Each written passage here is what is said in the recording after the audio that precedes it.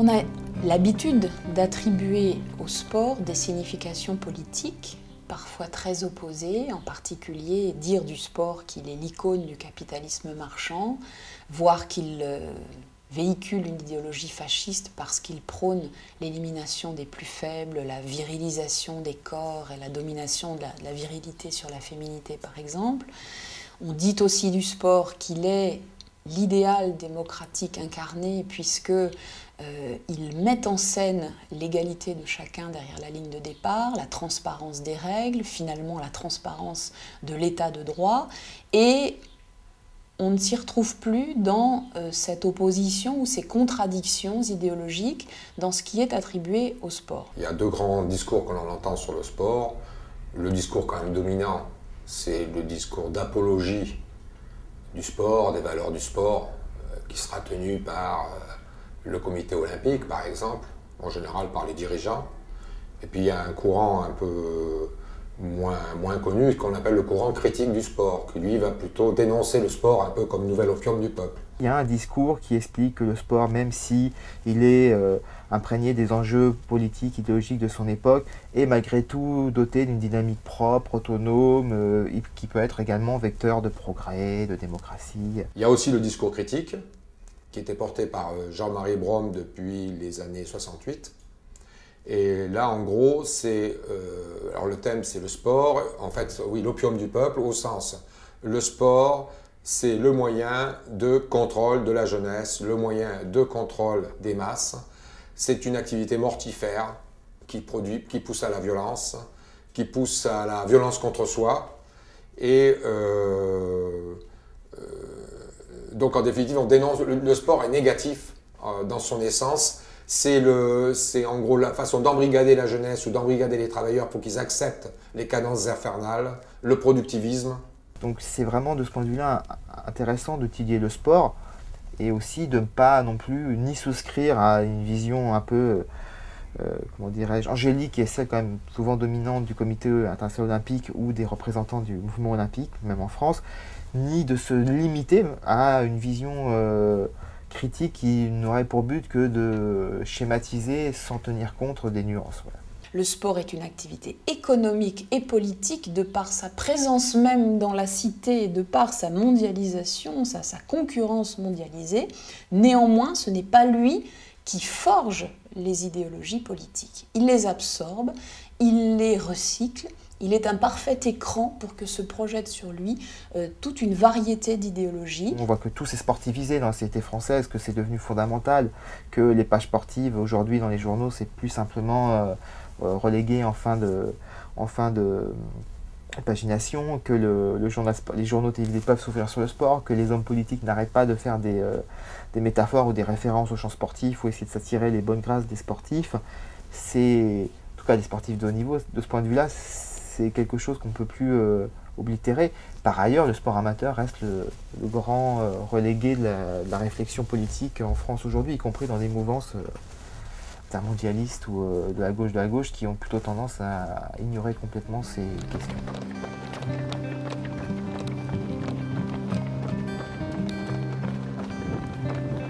On date habituellement la naissance du sport moderne au milieu du XIXe siècle, avec son apparition dans les collèges anglais, en particulier sous l'impulsion de Thomas Arnold, qui instaure au collège de rugby en 1828 un certain nombre de principes d'autodiscipline, de coopération entre les élèves, de pratiques sportives en plein air, etc., qui visaient au départ à réformer à la fois l'état moral, pédagogique, scolaire de ces collèges qui étaient assez délabrés.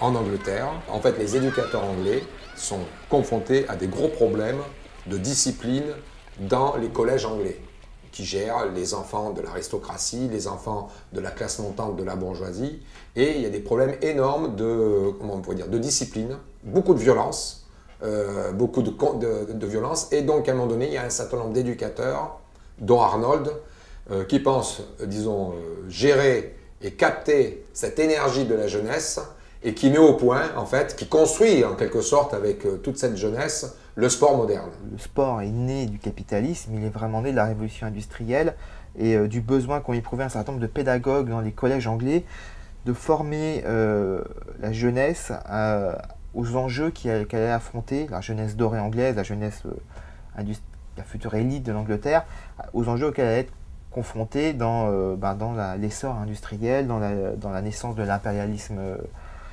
commercial du Royaume britannique. Il y avait un besoin de trouver des biais pédagogiques pour leur enseigner certaines vertus et valeurs, travail d'équipe, le sens de l'initiative, l'esprit de compétition, le dépassement de soi, et en même temps de le faire avec des formes ludiques qui permettent aussi de satisfaire et de contenir les pulsions entre guillemets de la jeunesse.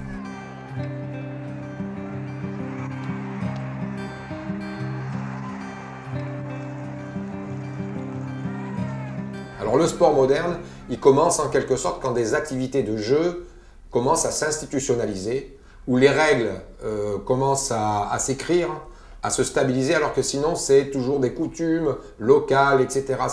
Il y a beaucoup de variations. Là, ça commence à se stabiliser et on met au point, en quelque sorte, le système de règles et de règlements qui va donner naissance au sport, aux grandes fédérations. Alors, il y aura le football, le rugby, l'athlétisme, etc., qui vont émerger. Et ça, c'est d'abord, je dirais, c'est d'abord l'aristocratie et la bourgeoisie et les fractions montantes de la société anglaise qui le développent. Après, c'est relayé aussi en France, en particulier avec de Coubertin, et après ça va diffuser progressivement dans le monde entier, à travers les États-Unis, etc.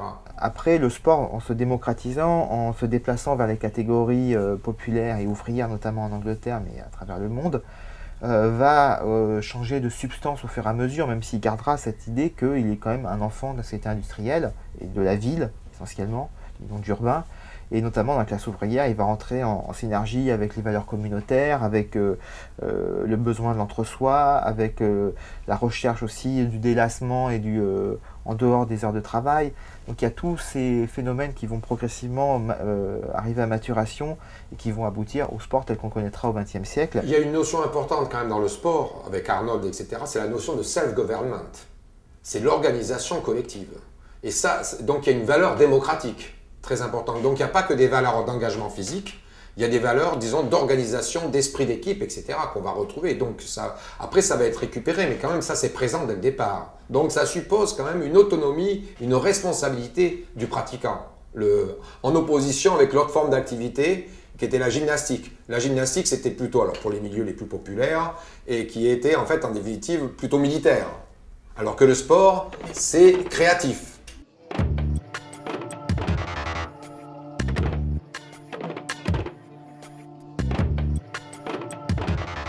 La question sportive de départ au 19e est une question pédagogique. Elle va se démarquer de ces gymnastiques qui, dans leur prescription militaire ou hygiéniste, avaient d'abord des espaces différents, c'est-à-dire des alignements de personnes, des cours d'établissements scolaires assez étroites, des mouvements assez guindés, assez rigides, etc.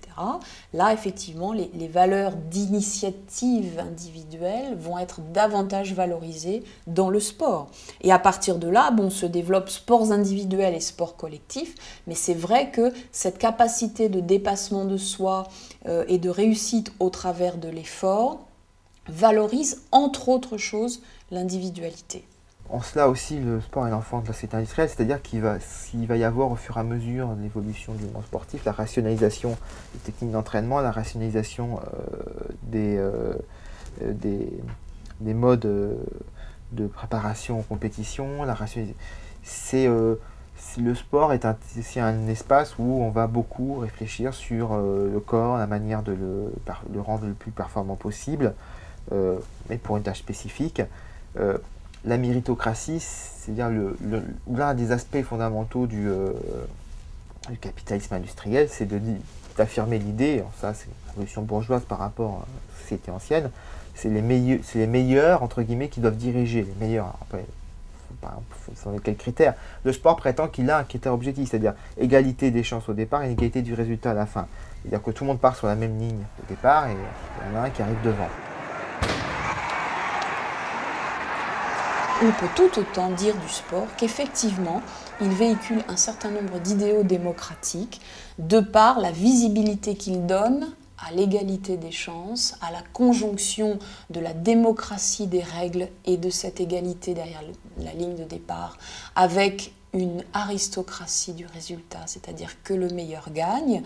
Cette réussite du mariage entre la concurrence et la justice, finalement, que la société ne réussit pas très bien, le sport de compétition la réussit assez bien, et par conséquent, il y a de la démocratie ou de l'idéal démocratique projeté ou projetable sur le sport. Le sport est consubstantiel de cette idée du toujours plus. Donc la logique de la performance. On le disait, Situs, Altus, Fortus, toujours plus loin, toujours plus vite, toujours plus fort, toujours plus de palmarès. Ce qui est intéressant. Donc ça, s'il n'y a pas cette valeur-là, quelque part, qui en gros est aussi, je dirais, le mythe du progrès humain. Donc en fait, pourquoi le sport est populaire? C'est qu'il permet d'objectiver qu'il est possible de progresser. Et qu'en fait, en même temps, tout le monde, d'abord les repères sont simples, et en même temps, d'une certaine façon, il y a plus d'égalité. Les milieux populaires ont plus leur chance de démontrer leur talent dans le sport, quand ils pratiquent, en gros, que s'ils doivent passer par l'université, etc. Il y a un filtre social encore plus important dans les autres activités. D'où l'adhésion, en fait, de tout le monde vis-à-vis du sport, parce que les critères sont simples et qui racontent l'histoire à l'homme, le progrès.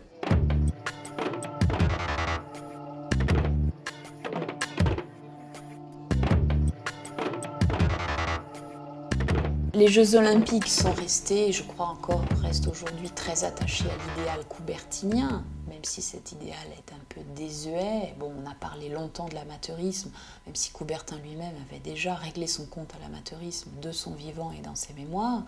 Néanmoins, il y a un idéal, effectivement, de transculturalité, de solidarité, d'élévation de l'humanité au travers de l'effort, etc., de paix, de partage entre les nations, qui a porté l'olympisme au succès où il est aujourd'hui, associé évidemment à l'explosion du sport de haut niveau et à la médiatisation du sport de haut niveau qui s'associe à ce grand événement que sont les Jeux Olympiques. Les Jeux Olympiques ont connu plusieurs phases et une des phases, ça a été la politisation progressive et de plus en plus intense jusqu'à la question des JO de Berlin. Donc il y avait eu un premier appel à boycott. Ensuite, il y a eu la phase de la guerre froide on a fait un théâtre d'affrontement entre guillemets pacifique entre l'Est et l'Ouest. Et notamment pour l'Est, il est très important de briller pour démontrer la supériorité du système socialiste.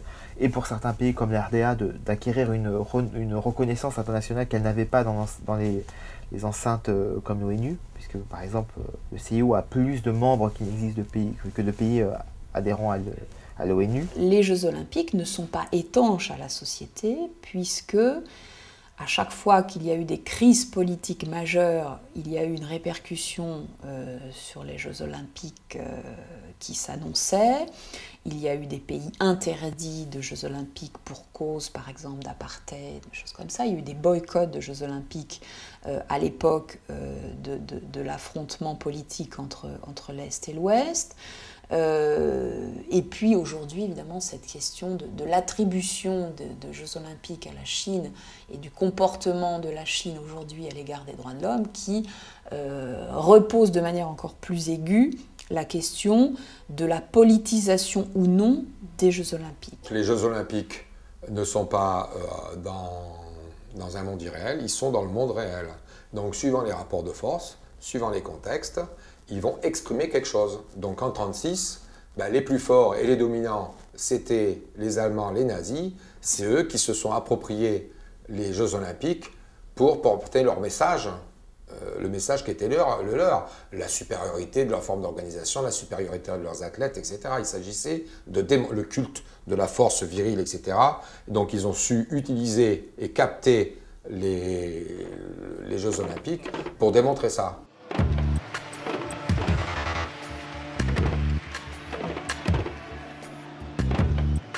Quand ils sont attribués en 1931 à Berlin, donc c'est la République de Weimar, le but du CIO, c'est de faire re-rentrer l'Allemagne dans la mouvance olympique et sur la scène internationale. Entre-temps, les nazis sont arrivés au pouvoir Et le CIO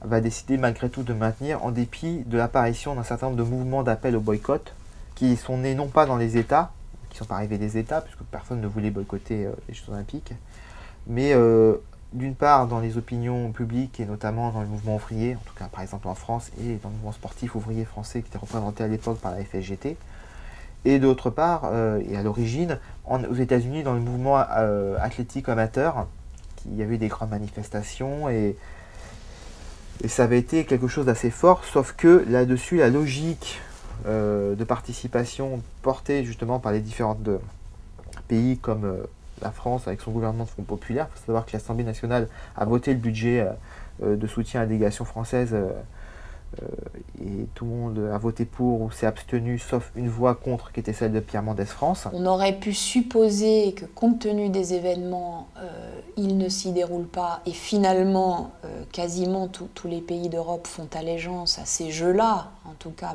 malgré ce qui s'y passe. Bon, ils servent là une idéologie évidemment, et c'est d'autant plus frappant dans le film bien connu de Leni Riefenstahl sur les dieux du stade, et en même temps on voit ce sportif noir Jesse Owens gagner ses 4 médailles d'or et finalement ne pas s'exprimer sur ce qui s'est passé durant ces Jeux.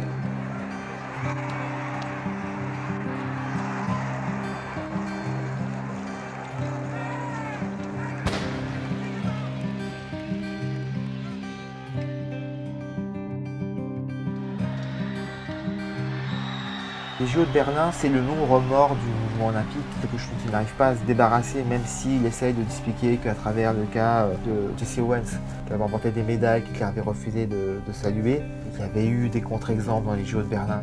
C'est le moment le plus difficile pour l'olympisme, mais il faut savoir que les Jeux devaient se tenir après en 1940 au Japon, à Tokyo, qui était donc l'autre acteur de l'axe. Donc c'était pas une période très positive du mouvement olympique, hein, sachant que globalement, les sympathies des membres du CIO étaient nettement marquées on va dire, marquées par l'anticommunisme.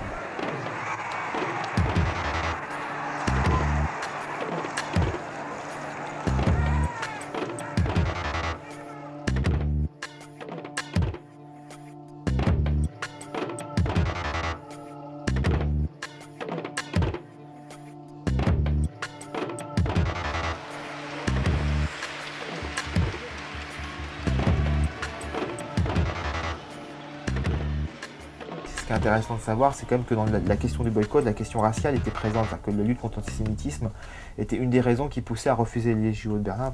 Je dis ça pour tous ceux qui prétendent ne pas avoir compris ce qui se passait en Allemagne à l'époque. C'était quelque chose, on parlait déjà des camps, donc on était bien informés malgré tout.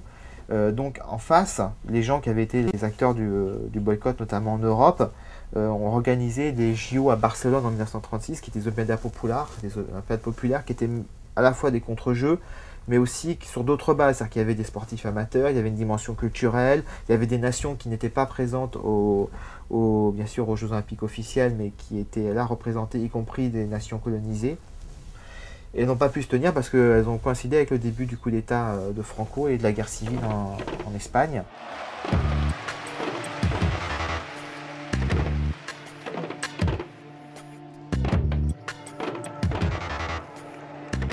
Des exemples, on en a aussi en 68 avec ce point levé des athlètes noirs américains.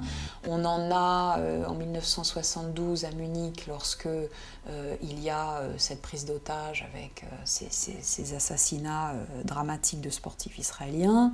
On en a en 80 lorsque les États-Unis et d'autres boycottent l'URSS pour cause d'invasion de l'Afghanistan. Et en réponse en 84, les boycotts de Los Angeles par les pays soviétiques et connexes en réponse au boycott incessamment.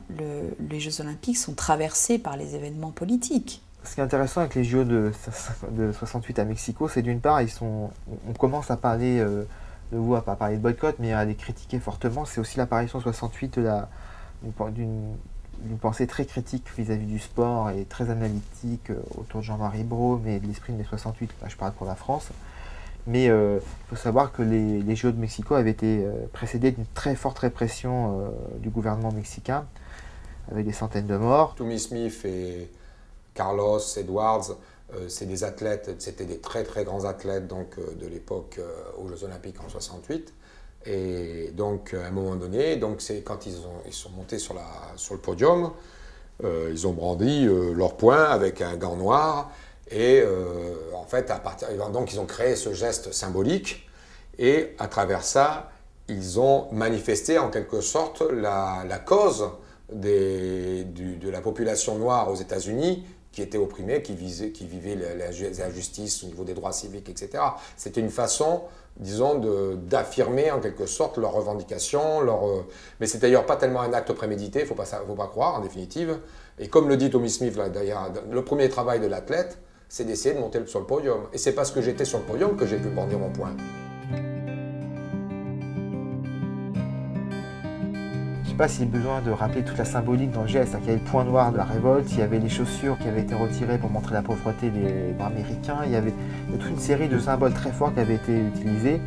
Et la volonté qui était marquée un coup fort dans les esprits est une réussite totale, mais elle s'est faite à l'encontre des Jeux Olympiques, elle s'est faite à l'encontre du pays qui était les États-Unis. Il faut savoir qu'après, quand ils ont voulu s'entraîner en France, on leur a refusé, y compris le mouvement olympique français.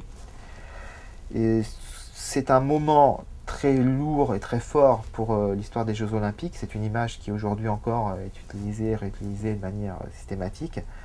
Elle a brisé les hommes qui ont été les acteurs parce que le mouvement olympique n'a pas supporté cette immixtion de la politique, non plus portée par des États ou par des représentants politiques, mais par des athlètes. Et ça, c'est la grande préoccupation du mouvement olympique. Il peut éventuellement accepter que des États viennent empiéter sur son précaré ou viennent lui imposer des choses. Les apolitismes, ils s'appliquent d'abord et avant tout aux sportifs. Et ces deux sportifs noirs ont brisé un tabou, non pas seulement parce qu'ils mettaient en avant la cause des Noirs et des Afro-Américains par rapport aux États-Unis, c'est aussi parce qu'ils osaient politiser les Jeux, mais par en bas.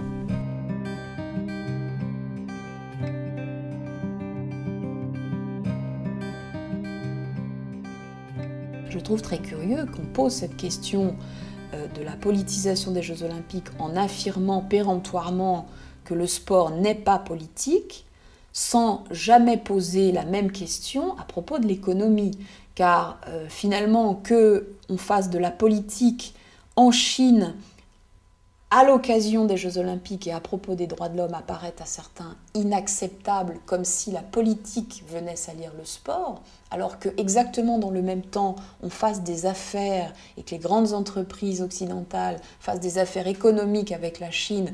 D'ailleurs, vous les entendez très peu en ce moment et se servent des Jeux Olympiques aussi du point de vue de leur rentabilité économique, ne semble concerner personne, en tout cas personne n'évoque ce parallèle entre la politique et l'économie. De jeux très politiques, même si le mouvement olympique prétendait le contraire, on est passé à des jeux très économiques, et en ça Pékin est intéressant parce que c'est au nom d'un choix politique, entre guillemets, d'universalité. Il fallait qu'il y ait des jeux dans un pays du Sud, il fallait qu'il y ait des jeux dans le pays qui compte le plus d'habitants au monde, et en plus en train de devenir le principal rival des États-Unis. Donc il fallait que ça se déroule à Pékin. Il y avait aussi un choix économique, puisqu'on imagine bien le marché que ça représente. La question des boycotts a re-idéologisé la question des Jeux Olympiques, notamment le Tibet, mais aussi les droits des travailleurs, la question des droits de l'homme. C'était quelque chose auquel le mouvement olympique ne s'y attendait peut-être pas tellement. Et c'est d'autant plus intéressant que c'est du point de vue de l'opinion que ça se passe. C'est un peu comme avec les JO de Berlin, les situations sont différentes. On n'est plus dans le cas de figure où les États vont boycotter, personne ne va boycotter les Jeux de Pékin, ne serait-ce que parce que personne ne veut se fâcher avec Pékin. Mais les opinions publiques, notamment en Occident, sont plutôt acteurs d'un questionnement sur cette affaire-là, et c'est plutôt de ce point de vue-là rassurant. De l'autre côté, qu'est-ce qui va se passer ensuite une fois qu'on aura clôturé les Jeux? Ça fait partie du jeu, en définitive, que toutes les forces sociales, d'une façon ou d'une autre, essayent d'utiliser des tribunes, des moments médiatiques, l'image, pour essayer de la détourner à son profit. On n'y échappe pas. Ceci dit, à mon avis, il ne faut quand même pas se faire d'illusions. Pour l'essentiel, quand on est dans ce contexte-là, on est dans le contexte de la société du spectacle. Donc pour l'essentiel, l'émancipation humaine, pour moi, ne peut pas venir simple. On ne peut pas interdire, enfin, ça fait partie du jeu pour moi, d'utiliser ou de prendre en compte l'existence des Jeux Olympiques. Mais l'émancipation humaine moderne, à mon avis, ne passera pas par des coups d'éclat et par des exploits médiatiques qui ne vaudront qu'un certain temps.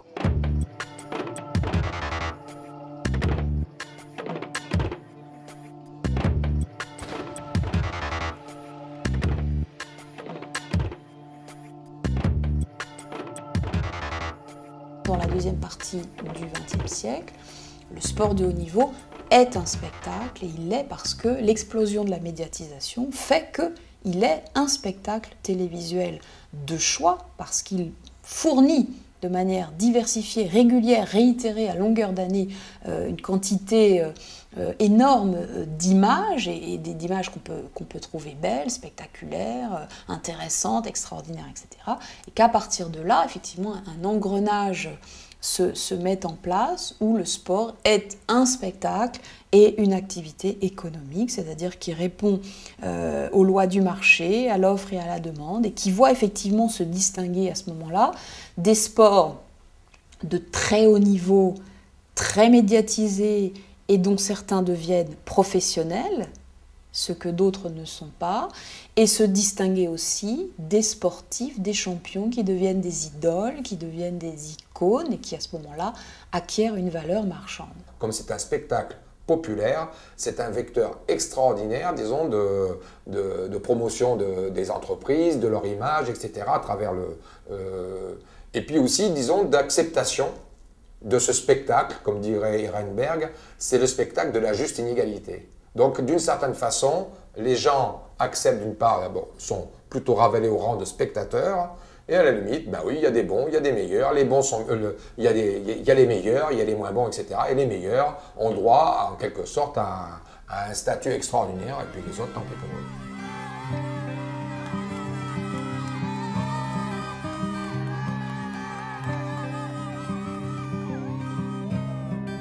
Le dopage est apparu très tôt dans le sport. Dès qu'il y a eu du sport de haut niveau, il y a eu des cas de dopage. Ce qui s'est transformé, c'est sa systématisation. Alors il y a eu des cas connus, mais surtout il faut comprendre qu'il y a eu des motivations différentes. Pendant longtemps, le dopage était pour obtenir des médailles au service de son pays. Par exemple, les pays de l'Est ont organisé le dopage de cette manière-là. La Stasi avait une structure dont la vocation c'était de gérer le dopage des athlètes est-allemands pour qu'ils soient le plus performants possible, avec des cas extrêmes comme des femmes qu'on faisait tomber enceintes parce que ça faisait monter les hormones et qu'on faisait avorter avant les compétitions, et ça c'est ce qu'il y a de plus soft. À l'autre côté, avec l'apparition de la bulle économique, l'intérêt des médias, les sommes monstrueuses qui ont commencé à être investies, notamment dans les Jeux Olympiques, se doper, ça servait aussi et surtout à obtenir les meilleurs résultats pour gagner de l'argent. C'est une imposture de parler de ce sport comme d'un sport de haut niveau. C'est un sport de haute performance. C'est-à-dire qu'il y a incontestablement, les performances ont progressé. Les champions du Tour de France aujourd'hui font le Tour de France, les 4000 km, à une moyenne, mettons, de 45 km à l'heure. Je me trompe peut-être dans les détails, mais ça n'a rien à voir, les performances qu'ils produisent, avec les performances qui étaient produites il y a 30, il y a 40, il y a 50 ans. Elles ont explosé. Et en gros, les gars sont de plus en plus performants. Ils vont plus vite, ils le font plus longtemps, etc. Incontestable. Bon, donc, et ça, c'est objectivé par les pairs. Donc, le sport est de haute performance. Mais, revers de la médaille, qu'il faut quand même connaître, l'espérance de vie aujourd'hui de tous les champions cyclistes depuis l'après-guerre est de 10 à 20 ans inférieure à leur classe d'âge. Donc aujourd'hui, en gros, un homme, parce que c'est les hommes en général, hein, dans le truc, il a presque une espérance de vie de 80 ans. Et ben, en général, les champions cyclistes, eux, leur espérance de vie, c'est de 60 ans. Si on réduit l'espérance de vie d'une vingtaine d'années, je crois qu'on ne peut pas qualifier ça de haut niveau. Ça n'explique pas toutes les performances, mais ça explique entre les personnes qui ont arrivé le même niveau de performance, qui ont les mêmes niveaux de technicité, à un moment, il y en a un qui va avoir le petit plus. Aujourd'hui, je pense, mais ça pourrait être presque sans preuve, ça peut être pensé de la diffamation, mais la finale du 100 mètres aux prochains Jeux Olympiques, tout le monde sera dopé, d'une manière ou d'une autre. Je crois que ce qui est intéressant, c'est d'envisager que ce dopage chimique et pharmacologique ne sera pas à l'avenir le seul dopage pratiqué, et en particulier qu'un dopage génétique par le biais donc d'un travail sur les gènes, sur les hormones de synthèse intégrables dans le corps et susceptibles de modifier la qualité des muscles, la qualité des cartilages, la résistance cardiaque par exemple. Ce dopage génétique va exister, si ce n'est déjà fait. Et par ailleurs, la question du dopage par le biais des prothèses ou des exosquelettes susceptibles d'améliorer la performance humaine, ou par le biais de l'implant de nanotechnologie, c'est-à-dire de puces électroniques dans le corps capables de contrôler telle fonction, tel organe, de réguler ou tout simplement de contrôler les paramètres de l'effort, toutes ces techniques-là sont à venir ou sont en train d'être expérimentées, annoncent un dopage du futur qui doit être pensé de manière différente, et notamment parce que peut-être qu'il serait moins nocif. C'est une question qui intéresse l'argument de la santé avancée par la lutte antidopage, et peut-être qu'il serait invisible, évidemment, ce qui là aussi interroge l'argument de la tricherie avancée par la lutte antidopage. Qu'en est-il d'un dopage qu'on peut imaginer moins nocif et moins visible que celui d'aujourd'hui? Il y a aussi une exploitation forcenée, parce que c'est les travailleurs sportifs. En fait, maintenant, c'est les professionnels, donc c'est les travailleurs. Ils sont, eux, soumis à des cadences infernales. Ils sont confrontés à des problèmes de blessures, etc. Donc, il faut aussi être présent dans les grands rendez-vous. Donc, quelque part, ils sont tout le temps poussés au crime. Le dopage, il permet deux choses. Il permet, d'une part, de produire des performances, ou il permet de réparer plus vite, ou de s'entraîner davantage, etc. Donc, ils sont obligés d'utiliser toute la panoplie de la pharmacologie, qui continue d'ailleurs à progresser, elle, de son côté, pour essayer de répondre aux exigences de la haute performance. Donc à la limite, ce qui devrait être logique, si on va jusqu'au bout, il y en a qui proposent de dépénaliser le dopage en disant pourquoi ça leur serait interdit alors que les hommes politiques, eux, ils savent prendre de la cocaïne quand il faut. Je dirais les futurs champions, peut-être, ça sera après les porte-drapeaux de l'industrie pharmaceutique. On n'entend pas parler du dopage social qui existe par ailleurs, le dopage des militaires, le dopage des hommes politiques, le dopage des chanteurs, des écrivains, des philosophes, le dopage des étudiants qui passent leurs examens, et finalement le dopage de Monsieur Tout-le-Monde qui, accro à ses médicaments, à ses ordonnances, ou à ses vitamines, ou à ses compléments alimentaires, finalement développe non pas nécessairement ce dopage strict répertorié par les listes de produits dopants, mais en tout cas ce qu'on appelle des conduites dopantes, c'est-à-dire la dépendance psychologique à l'idée qu'on ne peut accomplir une performance, même quotidienne et en apparence banale, sans la consommation d'un produit. La conduite dopante commence dans cette dépendance à l'idée que, pour accomplir une performance, n'importe laquelle, il faut consommer un produit. La question du dopage sportif est la partie émergée d'un iceberg social qui traduit notre rapport à la performance et les moyens alimentaires ou médicaux que nous sommes susceptibles d'adopter pour parvenir à cette performance.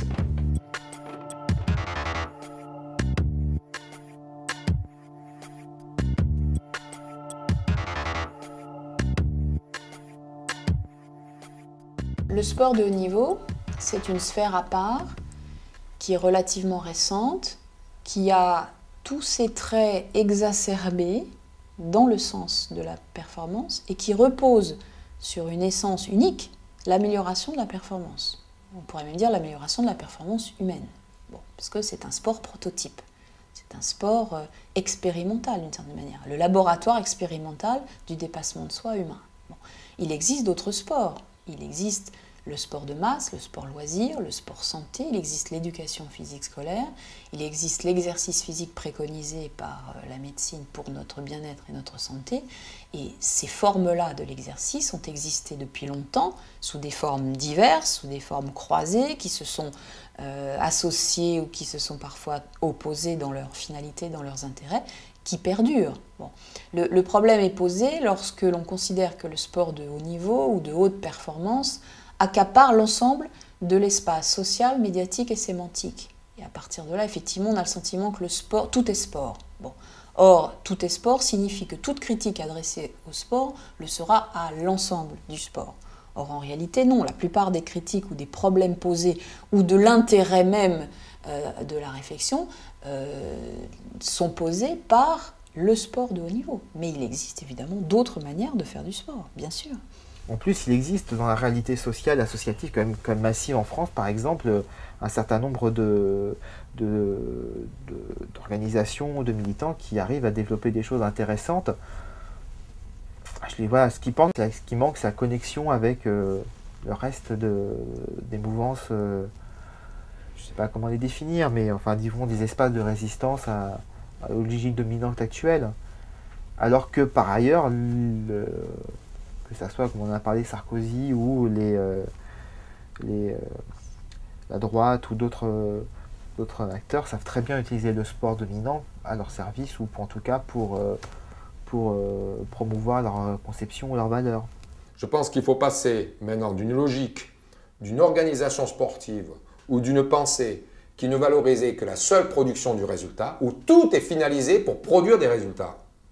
Et bien ça produit en bout de course les dérives, la violence, ça produit, et même à un très petit niveau, ça produit le dopage, et ça produit en gros une sorte de survalorisation de certaines productions.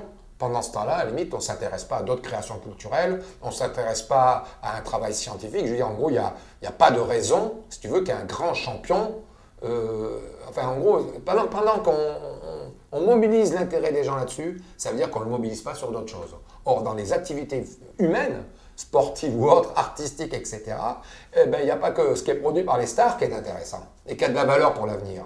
Donc, en fait, ça polarise. Alors, moi, je crois qu'il faut donc faire émerger ce qu'on appelle un alter-sport, où ce qu'on va mettre au centre, c'est le jeu, c'est en gros cette activité d'autoproduction que les gens vivent, ou les enfants ou les gens vivent quand ils pratiquent une activité. Et la deuxième truc, c'est les effets de cette activité en termes de développement humain, au sens le plus large et le plus profond.